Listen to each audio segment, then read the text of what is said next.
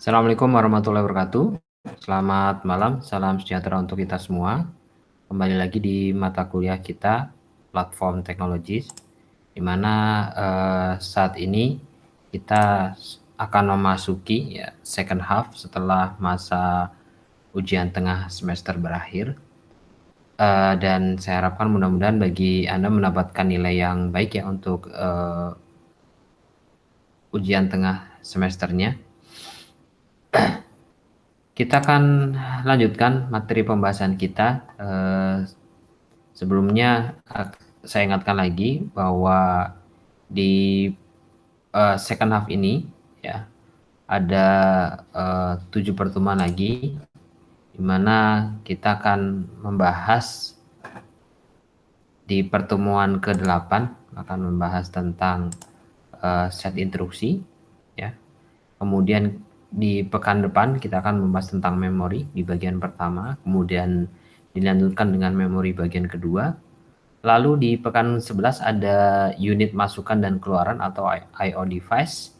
Di pekan ke-12 kita akan bahas tentang perangkat laptop dan desktop populer. Kemudian di pekan ke-13 kita akan membahas tentang perangkat server populer ya. Jadi di akhir perkuliahan kita akan ditutup dengan evaluation test ya sebelum kita melaksanakan proses ujian akhir semester. Baik, langsung saja masuk ke materi kita terkait dengan set instruksi. Ya. Jadi, apa itu set instruksi? Jadi, ya, instruction set atau set instruksi merupakan kumpulan dari berbagai jenis instruksi dari CPU tertentu. Ya. Kemudian ada yang namanya instruksi mesin. Ya. Kalau instruksi mesin adalah setiap instruksi yang harus berisi informasi yang dibutuhkan oleh CPU untuk dieksekusi. Nah, untuk di elemen instruksi itu biasanya terdiri atas kode operasi, ya, kode operasi, kemudian hasil operan, dan kemudian instruksi selanjutnya. Jadi ada istilah di sini namanya operan ya. Jadi kalau di dalam bahasa pemrograman istilah operan itu adalah nilai asal ya yang digunakan di dalam proses operasi. Nanti ada juga kan kalau di pemrograman ada juga istilah apa ya operator ya misalkan. Operator itu adalah instruksi yang diberikan untuk mendapatkan hasil dari proses tersebut. Ya. Nah di elemen instruksi ini ya di kode operasi dia fungsinya untuk penentu operasi sumber operan sebagai referensi data. Kemudian hasil operannya itu adalah sebagai referensi datanya. Kemudian ada instruksi selanjutnya yang akan dieksekusi. Nah, untuk operan sumber ya, atau source dan operan hasil atau output itu dapat berada di beberapa bagian ya. Yang pertama dia bisa berada di memori utama atau memori virtual ya. Di mana ini adalah alamat yang harus diberikan ketika instruksi dibuat. Selain di memori utama juga terdapat di register ya. Baik itu yang register eksplisit ya maupun yang implisit. Dan yang terakhir ada di perangkat I/O yang digunakan. Nah, ini adalah contoh ya. Contoh instruksi ya. Contoh instruksi di dalam sebuah mesin ya. Ini bahasa assembler ya kurang lebihnya. Jadi ada add misalkan, ini artinya tambahkan. Kemudian ada sub misalkan, dia kurangkan. Div artinya bagi. Mul atau multiply ya artinya kalikan. Jadi kalau ada perintah misalkan add r, y, jadi artinya tambahkan data r ya atau operan pertama dengan y atau operan kedua. Jadi kalau ada perintah seperti ini ada add spasi r, y itu artinya tambahkan r dan y. Contoh ada yang lain misalkan div R, Y. Jadi operan pertamanya adalah R dibagi dengan operan kedua atau Y. Ya. Jadi kalau misalkan kita lihat sebuah opcode ya, kita lihat ada add A, B, maka dia kemudian akan diproses di IR atau Instruction Register ya. Oke. Nah, kemudian ada tipe instruksi dan jumlah alamat. Tipe-tipe instruksi pada mesin komputer yang pertama adalah instruksi untuk pengolahan data aritmatika dan instruksi logika. Yang mana itu diproses di ALU atau Arithmetical and Logical Unit. Kemudian yang kedua adalah penyimpanan data yang merupakan instruksi di memori. Berikutnya ada pergerakan data dari dan menuju I/O ya. Atau disebut sebagai instruksi I/O. Dan yang terakhir adalah kontrol atau pengendalian yang merupakan instruksi pengujian instruksi cabang serta aritmatika yang mampu memberikan kemampuan komputasi. Nah, jumlah alamat pada instruksi itu akan kemudian menunjukkan jumlah operan ya yang dapat dilibatkan dalam operasi tertentu. Jadi operannya bisa 1, 2, 3 atau bahkan mungkin juga 0 ya untuk di stack mesin. Nah, contoh misalkan kita ada instruksi set ya di mesin DLX ya. Contohnya ada add R1, R2, R3 atau add R1, R2, A ya. Nah, kita ambil contoh seperti ini. Jadi ada eksekusi untuk persamaan matematika ya. Misalkan Y sama dengan dalam kurung A min B dibagi dalam kurung C plus D kali E. Nah, ketika kita mengeksekusi persamaan ini, itu kita bisa dibuat sesuai dengan kebutuhan ya. Contoh misalkan kita punya dengan 3 alamat instruksi ya. Kita lihat di sini 1, kemudian 1, 2, 3, ada 3 alamat instruksi. Ya. Jadi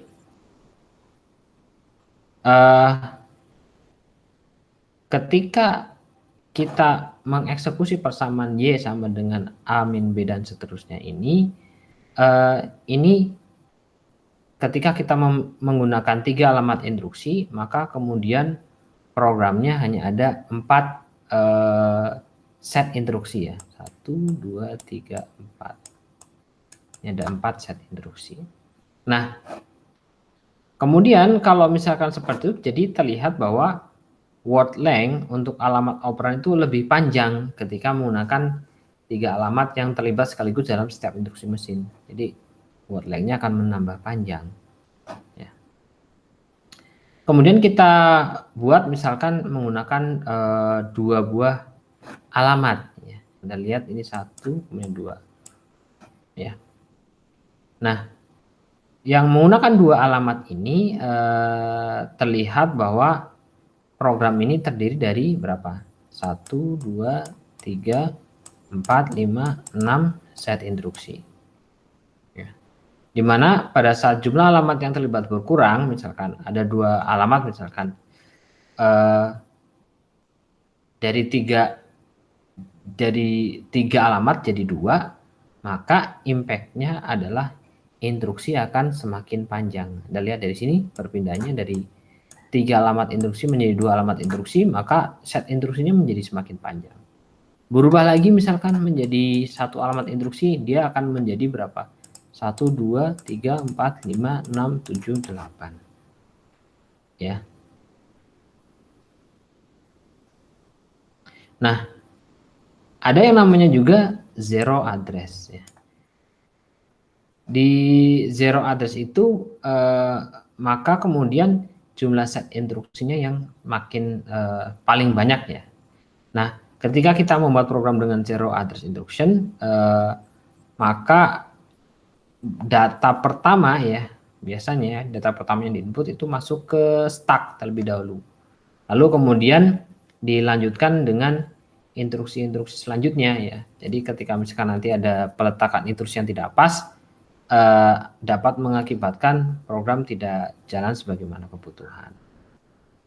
Oke, itu adalah terkait dengan tipe instruksi dan jumlah alamat. Lalu kita bahas terkait dengan desain set instruksi. Nah, bahwa untuk desain set instruksi itu sebetulnya masih terdapat perselisihan ya. Jadi yang menjadi dasar perselisihannya meliputi 3 hal. Yang pertama operation repertoire, kemudian ada register dan pengalamatan. Jadi untuk yang pertama, yang operation repertoire itu sejauh mana kemudian tingkat kerumitan sebuah instruksi. Ya. Di dalam kerumitannya apa ya, terkait dengan tipe data, kemudian format instruksi dan lain-lain. Kemudian ada di register ya, yang menjadi perdebatan adalah ini ukuran kemudian tujuan pemanfaatannya ya. Kemudian di sisi pengalamatan berapa banyak pengalamatan dibutuhkan, kemudian mode pengalamatannya seperti apa. Nah, hal lain yang perlu diperhatikan dalam desain instruksi adalah tipe-tipe operan ya. Jadi tipe-tipe operan yang ada pada instruksi. Jadi kalau kita bicara tentang instruksi yang bekerja pada data ya, itu ada di sisi misalkan ada register, angka, karakter, kemudian ada juga data logika. Nah, angka yang ada pada set instruksi mesin itu bisa bentuknya apa? Integer, fixed point, atau floating point, ada juga desimal. Nah, kemudian karakter yang biasa digunakan dalam pengolahan data juga bisa dalam bentuk apa? ASCII, ABCDIC, tergantung mesinnya. Nah, lalu kita bahas terkait dengan format dan mode pengalamatan. Jadi instruksi itu dirancang untuk dapat merujuk ke berbagai lokasi di memori utama. Nah, ada berbagai macam teknik pengalamatan yang digunakan dalam pengaksesan tersebut. Ya. Apa saja? Ada pengalamatan segera atau immediate, lalu ada pengalamatan langsung atau direct. Kemudian tidak langsung atau indirect. Ada juga pengalamatan register. Kemudian ada register indirect, displacement dan stack. Nah, permasalahan yang ada dalam pengalamatan ini kurang lebih yang pertama adanya flexibility lokasi operan, kemudian trade-off antar fleksibilitas lokasi dan kecepatan pemrosesan. Jika digambarkan ya jenis-jenis teknik pengalamatannya bisa Anda lihat di gambar ya. Jadi kalau Anda lihat di sini untuk pengalamatan langsung, maka ini kemudian data akan langsung dituliskan di operan. Bukan langsung ya, kalau immediate itu artinya segera ya kurang lebihnya.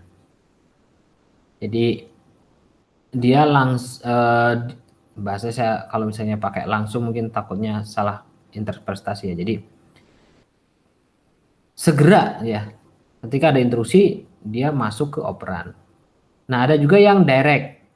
Jadi yang direct itu adalah ketika ada sebuah register ya, alamat ya, yang diakses secara langsung ya dari memori.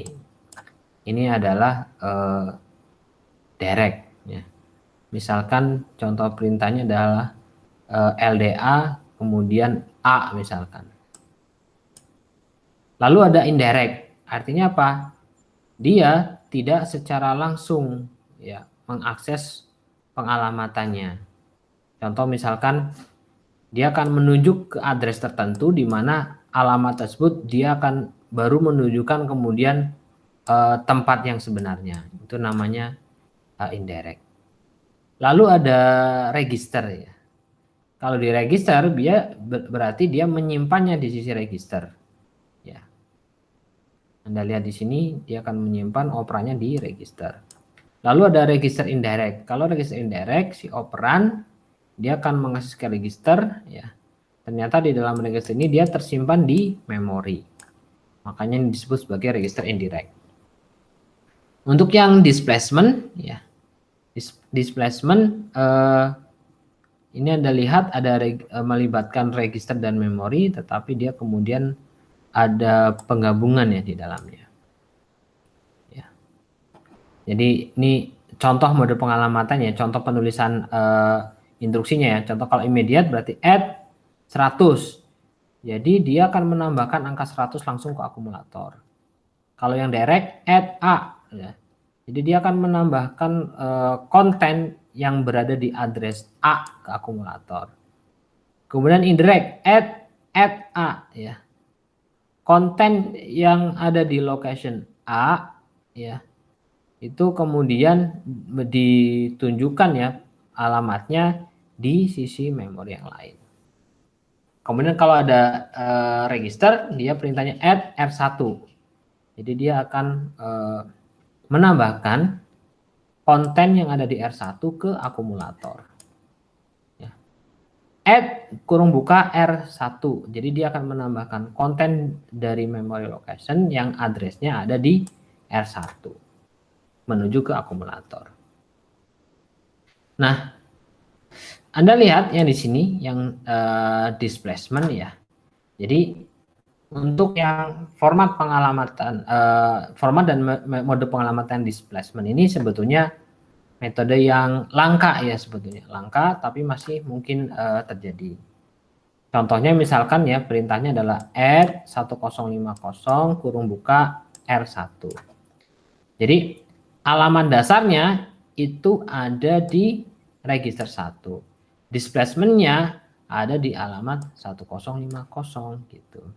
Nah, kalau misalkan kita punya instruksi dengan two address instruction atau dua alamat, jadi seolah-olah seperti add 1051 kurung buka R1, R2.